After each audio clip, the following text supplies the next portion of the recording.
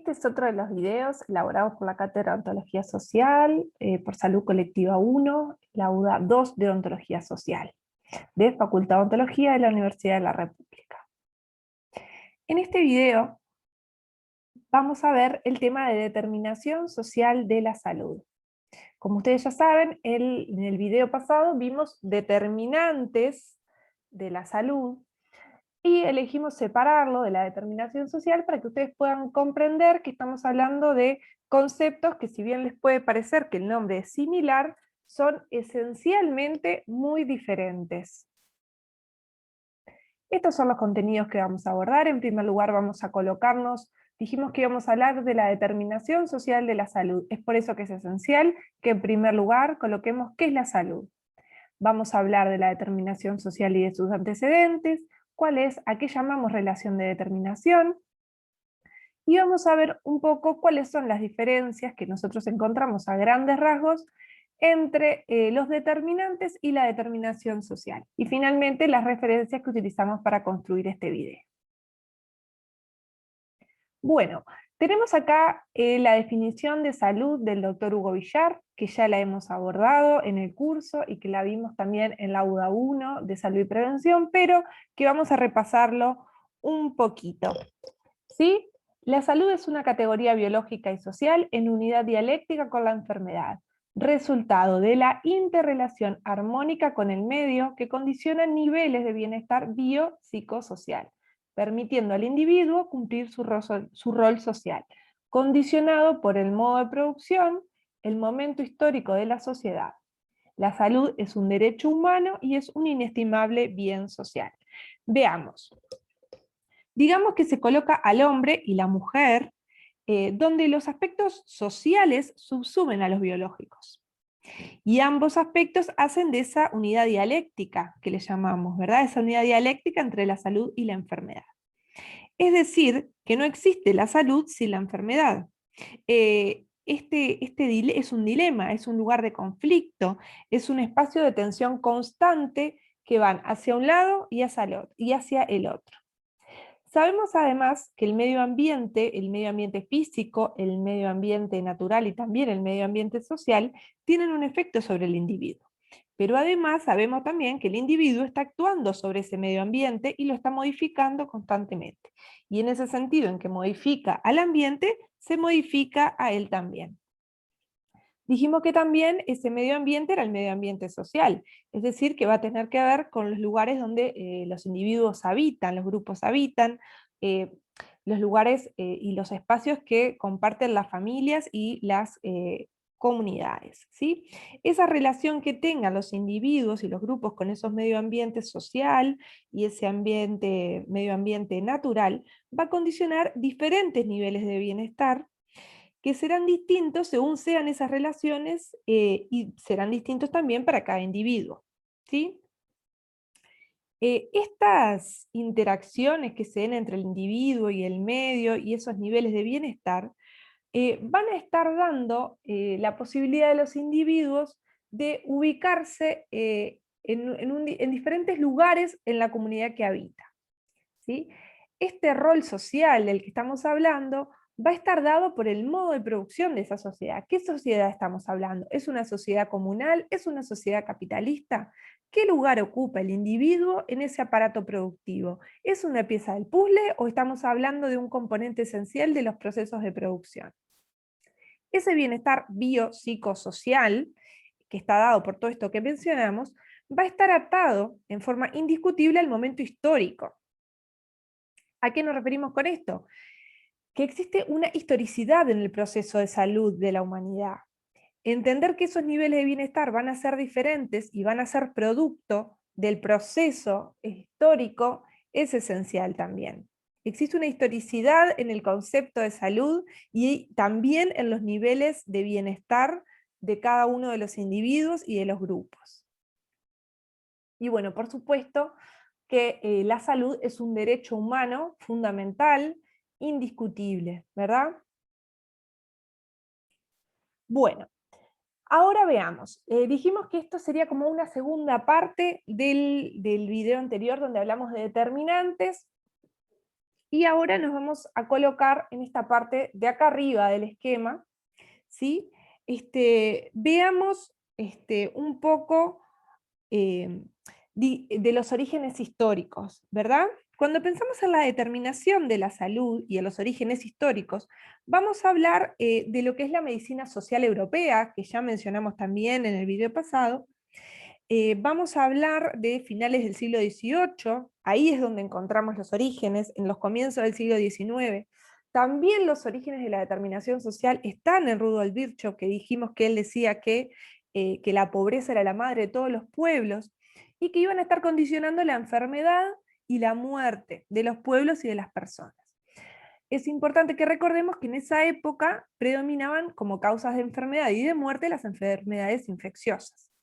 Sin embargo, en el transcurso de la historia y el desarrollo y la evolución de los medios de producción y también de las mejoras sanitarias, de los sistemas de salud y las mejoras higiénicas, las causas de muerte de las poblaciones han ido cambiando, ¿sí? Fundamentalmente cuando pensamos en países desarrollados o en los países que están en vías de desarrollo. Y entonces nos puede surgir la duda de si ese concepto que tenía Virchow sigue presente. ¿La pobreza tiene algo que ver con el modo de vivir y de enfermar de las personas? Bueno, veamos si esta pregunta la podemos responder al final del video. Bueno, si volvemos un poco a la línea esta del tiempo, en este momento vamos a trabajar con estos autores que están en la parte de arriba, digamos, de la línea del tiempo. En el video anterior hablamos de los determinantes de la salud, estos que están acá abajo. Y fundamentalmente ese desarrollo es a través de autores anglosajones. ¿Se acuerdan? ¿Se acuerdan que Lalonde era canadiense, que Frenk era mexicano, pero que había trabajado muchos en Estados Unidos? Hablamos de Mervyn y Esdras Husserl, que también trabajaban en Estados Unidos, y de Whitehead y Dahlgren, que eran ingleses. Ahora vamos a hablar de esta parte de arriba y vamos a hablar de la medicina social latinoamericana, que también es conocida por los autores brasileros como salud colectiva, y el desarrollo teórico y metodológico práctico y sanitario está llevado adelante por autores que son médicos, salubristas e investigadores latinoamericanos. Son estos tres personajes que están acá abajo, que ya los mencionamos la vez pasada, que es Asa Cristina Laurel, que es mexicana, Pedro Luis Castellanos, que es de Venezuela, y el doctor Jaime Breil, que es de Ecuador. Son tres personas que son referentes, tres autores referentes para nosotros en lo que es la medicina social latinoamericana, la salud colectiva y la determinación social de la vida y de la salud. Existen más autores, por supuesto, pero elegimos traerle estos tres porque nos parecen que son los más referentes y representativos. Volviendo un poquito a los antecedentes. Habíamos colocado que el origen de la determinación social era alrededor de la década del 70, del siglo XX, y podemos decir que en este momento acontecen en América Latina una sucesión de hechos sociales muy fuertes, por ejemplo, las dictaduras militares, que hacen que se desencadenen muchas revoluciones a nivel social. Acá colocamos que en los años 70, en un contexto de revoluciones sociales, surge en América Latina el concepto de determinación social de la salud, que es una propuesta de la medicina social latinoamericana. Es decir, los diferentes movimientos sociales de la época, que también estaban integrados por estudiantes, también estaban integrados por movimientos feministas, comienzan a gestar esta idea de que el orden social capitalista es quien en definitiva tiene una incidencia directa sobre la salud de los pueblos y de los individuos. ¿Sí? Bueno, es esencial en este punto comprender que no vamos a hacer una lista de factores o de determinantes que actuando de tal o en cual nivel o con tal o cual jerarquía van a condicionar tal o cual otra cosa. ¿Sí? La determinación social de la salud nos habla de procesos sociohistóricos. ¿Sí? Acá nos dice que son expresión de formas específicas de las relaciones entre los hombres y de ellos con la naturaleza. Y volviendo a estas relaciones de los hombres y la naturaleza, si ustedes se acuerdan, cuando vimos los diferentes autores que nos explicaban qué era para ellos la sociedad, si se acuerdan de Karl Marx, que nos decía que el hombre debe modificar el medio ambiente para adaptarse a él. Y que en ese cambio, en esas modificaciones que hacía el hombre sobre la naturaleza, también se modificaba a él mismo. Este autor, Karl Marx, también nos decía que existía un conflicto entre el hombre y la naturaleza. Es por eso que decimos que estas corrientes, esta corriente de la determinación social de la salud, se alinean a un modo materialista de entender la sociedad y las relaciones que existen entre los individuos y el medio ambiente. ¿Sí? Las relaciones que existen a través de los hechos, a través del mundo material, procesos que van a ser determinantes de la vida, determinantes de la enfermedad y determinantes de la muerte de los pueblos y de las personas en forma desigual, inequitativa. Vamos a hablar ahora un poco de este esquema que se nos plantea acá para poder resumir y al mismo tiempo poder desarrollar la determinación social de la vida. Lo primero que queremos mencionar es esto que está acá abajo, que dice metabolismo ecosistémico. ¿Por qué elegimos colocar este concepto al inicio? Bueno, porque tiene un poco que ver con lo que estábamos hablando recién y es clave para el entendimiento de los procesos. ¿Y a qué se refiere con el metabolismo ecosistémico? Bueno, refiere a un equilibrio que existe o no, un equilibrio o no equilibrio, un desequilibrio, que se genera entre el ecosistema, el medio ambiente natural y los seres humanos. ¿Sí? Como ya vimos, la humanidad debe intervenir en la naturaleza para poder sobrevivir. ¿Sí? Y esa naturaleza va a estar haciendo un efecto sobre la humanidad también. Es decir, que el hombre interviene en la naturaleza para su supervivencia, pero no se debe perder nunca el foco en que la naturaleza y su conservación son también quienes garantizan la supervivencia del hombre, de la mujer, por supuesto, de la humanidad toda. Es por eso que hablamos de este metabolismo ecosistémico, que también en algunos lugares hablan de metabolismo, sociedad, naturaleza. Eso por un lado, lo más macro, digamos, esa relación que existe entre el hombre y la naturaleza, que debe ser respetuosa ¿para qué? Para que la humanidad pueda subsistir. Después aparecen, se colocan, para la determinación social de la salud, aparecen 3 dimensiones o también llamados dominios. ¿Sí? En cada uno de estos dominios o dimensiones se desarrollan procesos que van a ser cruciales en la vida, si se dan de un modo saludable o son procesos protectores de la vida, o pueden darse en cada una de estas dimensiones procesos que sean malsanos o destructores que terminan con como que la balanza inclinándose hacia la enfermedad o procesos malsanos de los individuos y de los grupos. ¿Sí? Pensemos en la dimensión general.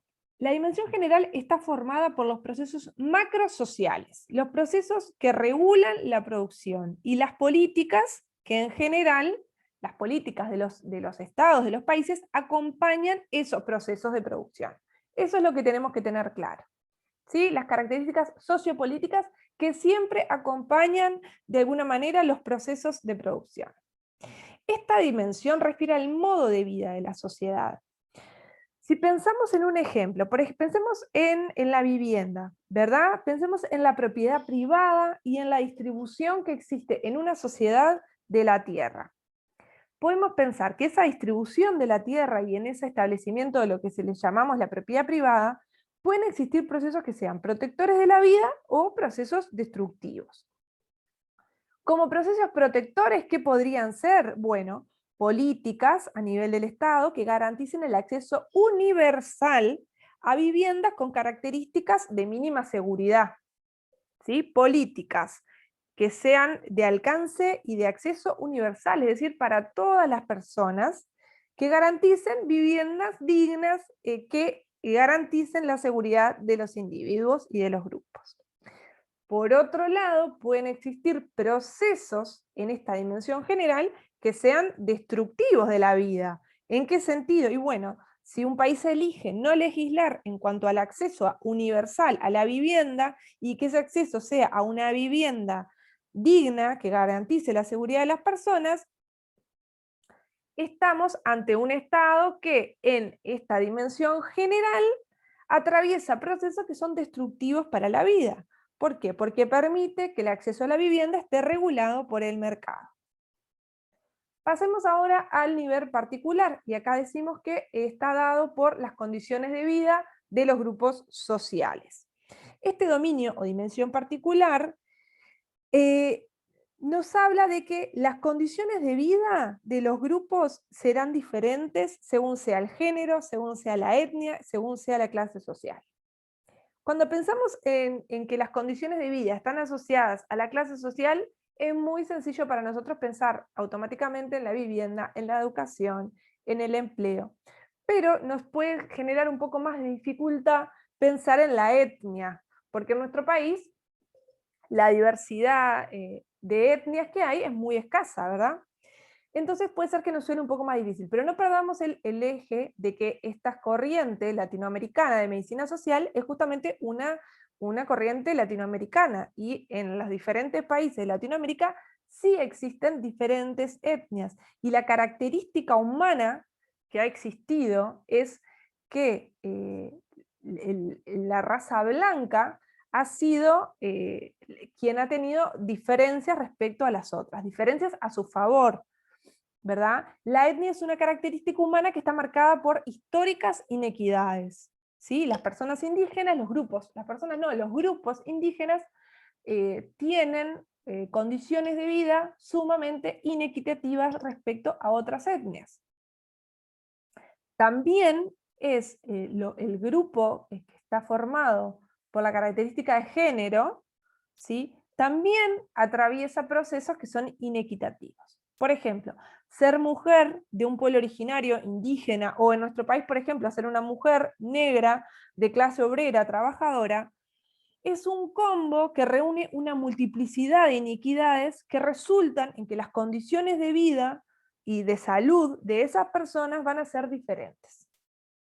Si seguimos con el ejemplo de la vivienda y pensemos en esas dos posibilidades que puedan existir, esos dos procesos a nivel general que planteamos al principio, ante una legislación o no del derecho a la vivienda, podemos ver que si nosotros no lo regulamos, esto va a estar dado y los grupos sociales van a atravesar procesos distintos. Es decir, que esos grupos menos favorecidos van a atravesar procesos de vivienda que seguramente tengan características distintas. Y nos vamos a encontrar con grupos que tengan viviendas dignas, con un techo que no se les llueva, con posibilidades de tener paredes que no se aíslen, con una vivienda que tenga agua, que esté localizada en un lugar seguro. Y por otro lado, otros grupos que van a atravesar procesos que están dados por viviendas que no tienen un piso, que el techo se llueve, que de repente no existe una buena aislación térmica ni para el frío ni para el calor,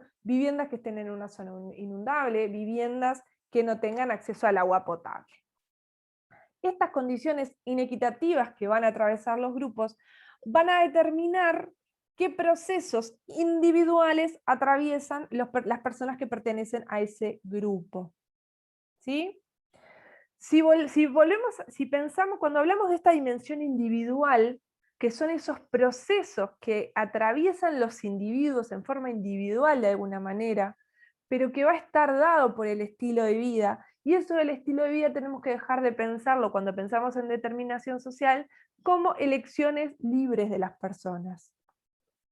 ¿Qué tipo de libertad existe entre, por ejemplo, volviendo al tema de la vivienda, si como proceso protector del estilo de vida podría ser tener una vivienda digna con acceso al agua potable?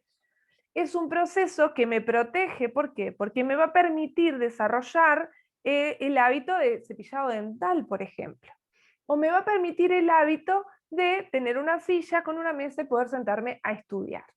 Sin embargo, esos procesos que se dan en la dimensión particular que tienen que ver con el acceso a la vivienda, a nivel individual también pueden llevar a procesos malsanos. Si yo estoy en una vivienda donde no tengo agua, muy difícil que pueda desarrollar el hábito de cepillarme los dientes. Y por tanto, va a concluir en que en mi cuerpo me voy a enfermar de una manera distinta. Si yo no me puedo cepillar los dientes, seguramente vaya a tener caries, y sin embargo, si yo me puedo cepillar los dientes, voy a tener menos posibilidades de enfermar de caries. Es decir, que en mi cuerpo van a ser distintas las características según sea el grupo social al que yo pertenezco y cómo se den esos procesos que vive el grupo a nivel particular. Y esos procesos que viven los grupos a nivel particular están dados por los procesos que vive la sociedad en su nivel general.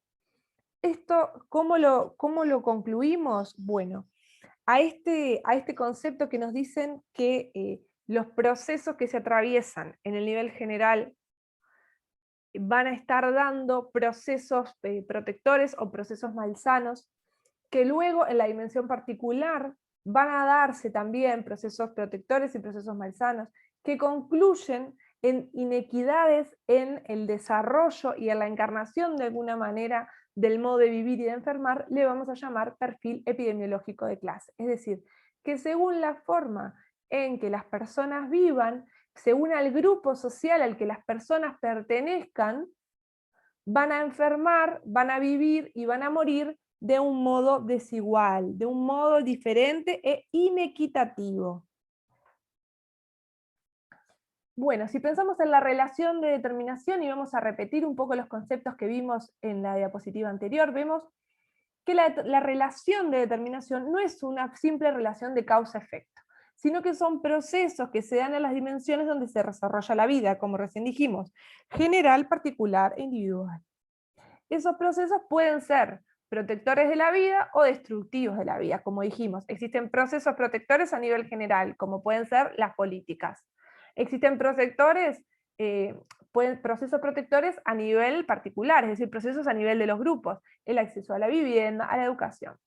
Y existen procesos que se dan en el nivel individual que van a hacer que se den procesos favorables a la salud o favorables a la encarnación de desarreglos, como puede ser la enfermedad.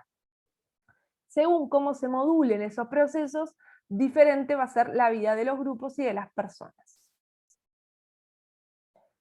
Volviendo a este concepto que colocamos al final de perfil epidemiológico de clase, podemos decir que las distintas clases sociales o los grupos determinan un acceso diferente a las condiciones de vida, que pueden ser favorables y protectoras o desfavorables y destructivas, estableciendo la dinámica o dialéctica del proceso salud-enfermedad. Y si volvemos a la primera diapositiva, donde hablábamos de la definición de salud y dijimos que era una especie de equilibrio, ¿verdad? Esa dialéctica que existe entre uno y el otro, hacia dónde se va a inclinar esa balanza, va a depender de qué grupo social pertenezco, lo que nosotros denominamos perfil epidemiológico de clase.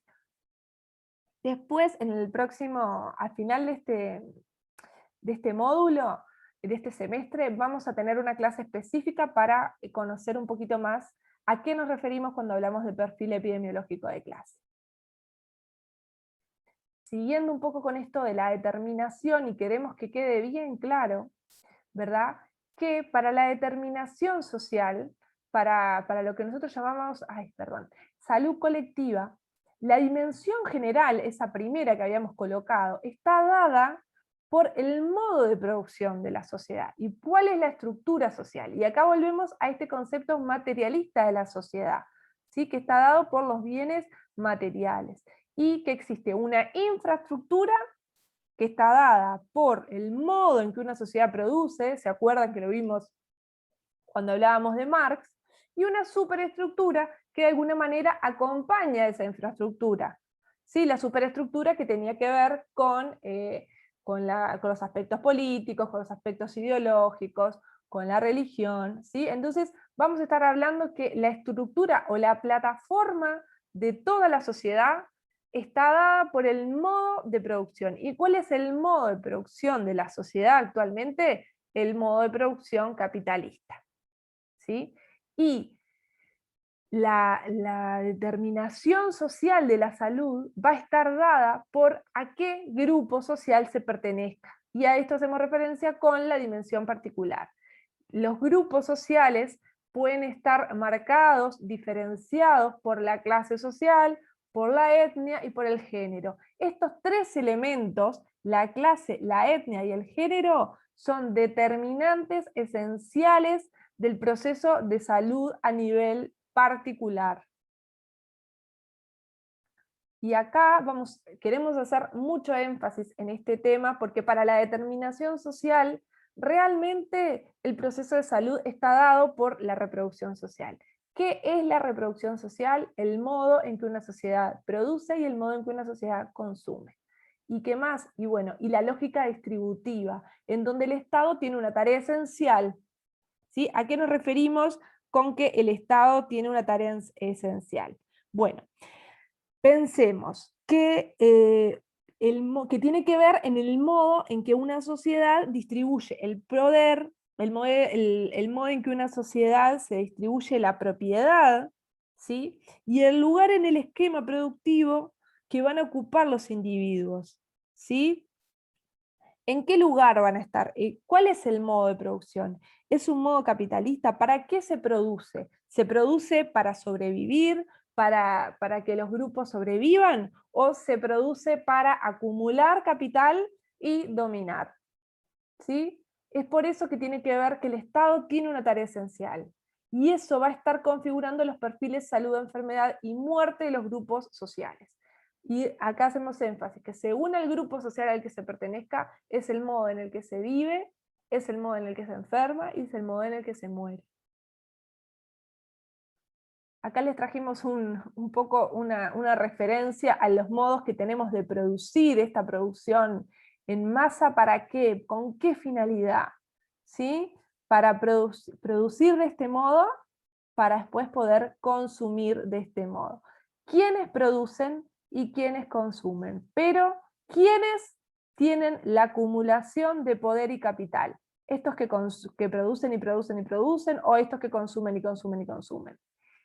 Parecería ser que ni estos ni estos, ¿verdad? Y finalmente queremos dejarles esta frase que nos dice que no bastará con buscar herramientas sanitarias para resolver los problemas de salud mientras las injusticias sociales sigan existiendo. ¿Qué queremos decir con herramientas sanitarias? Bueno, herramientas sanitarias son, por ejemplo, políticas o programas que apunten a resolver problemas puntuales, mientras las injusticias sociales sigan existiendo. ¿Y cuáles son las injusticias sociales? Bueno, las inequidades. ¿Qué inequidades? Bueno, que algunos grupos atraviesen procesos que sean protectores y que otros grupos atraviesen procesos que sean destructivos. De alguna manera esta frase pretende ser una crítica, entre comillas, a todo lo que habíamos visto en la clase anterior de determinantes, porque si ustedes se acuerdan, el modelo que propone la Organización Mundial de la Salud en el año 2005, donde se señalan los determinantes del proceso de salud-enfermedad, tiene una lógica o una intención de poder identificar problemas en esas condiciones de vida puntualmente y poder resolverlo a través de políticas puntuales. Sin embargo, la determinación social de la salud, la salud colectiva, apunta a modificar la causa general de todas estas inequidades. ¿Qué es lo que está de fondo en todo esto? Y ahora sí, para finalizar, les dejamos acá, quisimos traerles un esquema donde podamos ver algunas diferencias entre estos dos conceptos que les repetimos, que tienen un nombre similar, pero que son en esencia muy distintos. Para recordar, los determinantes sociales del proceso de salud-enfermedad, que si se acuerdan, atravesaron todo un proceso de alguna manera de desarrollo y ahora tenemos ese modelo de Dahlgren y Weiss, el cual adopta la Organización Mundial de la Salud, nos dice que los determinantes sociales, ¿verdad?, colocan factores sociales que influyen en las desigualdades. Sin embargo, la determinación social de la salud nos dice que el modelo de producción capitalista, en este caso, genera inequidades y es patogénico. Por otro lado, los determinantes del proceso salud-enfermedad nos dice que no se pretende transformar, y eso lo vimos, no se pretende transformar el modelo de producción. ¿Cuál modelo de producción? Este que estamos diciendo que genera inequidades y que es patogénico. Los determinantes sociales no se lo cuestionan en ningún momento. Simplemente lo que pretenden generar son políticas que generen un mejor manejo en las relaciones de poder, pero nunca se cuestiona la existencia de esas relaciones de poder. La determinación social de la salud nos dice que los aspectos biológicos están inmersos en los procesos de reproducción social. La determinación de la salud no puede dividir los procesos biológicos que atraviesan las comunidades y las personas en última instancia de los procesos de los grupos, ni tampoco de los procesos de la sociedad toda. ¿Por qué? Porque la determinación social nos dice que las personas no están expuestas a un medio ambiente externo, ni que reciben el efecto de los factores de riesgo del externo. No coloca al individuo recibiendo esos factores. El individuo para la determinación social es parte de los procesos. Sin embargo, los determinantes sociales nos dicen que las condiciones de vida son factores de riesgo sin historia, cuya relación con los individuos está dada por la probabilidad de que se genere un daño a la salud. Esto que dice acá, sin historia, es esencial porque lo primero que dijimos cuando nosotros nos colocamos en un concepto de salud es en la historicidad del proceso. ¿En qué procesos? En la historicidad de los procesos de producción que tiene una sociedad. De producción, los procesos de reproducción, la forma en que una sociedad produce y consume. Es por eso que la determinación social de la salud nos dice que las personas, los individuos, están sometidos a los modos y condiciones de vida impuestos por la sociedad, por las relaciones de poder, donde la dinámica de acumulación de capital aparece como esencial para comprender la determinación social de la salud. En esencia, las diferencias son que la determinación social coloca al modo de producir de una sociedad, a la lógica distributiva, a la lógica del por qué se produce, el por qué la acumulación de capital, como la raíz de los problemas y de las inequidades que en definitiva viven los grupos y se traducen en inequidades muy profundas en la vida y la salud de las personas. Sin embargo, los determinantes nos hablan de diferentes características que suceden en la sociedad que pueden afectar la salud de las personas. ¿Se entiende? La diferencia es en dónde está la raíz del problema, dónde nace el problema de las inequidades, que van a hacer que las personas vivan, se enferman y mueran en forma diferente. Bueno, esencialmente este es el texto que utilizamos para construir este teórico, pero siempre están presentes también los textos de Benia que vimos en las clases anteriores de salud pública y determinación social, y estamos a las órdenes para ampliarles cualquier información que ustedes necesitan o para discutir los que les parezca conveniente. Muchas gracias.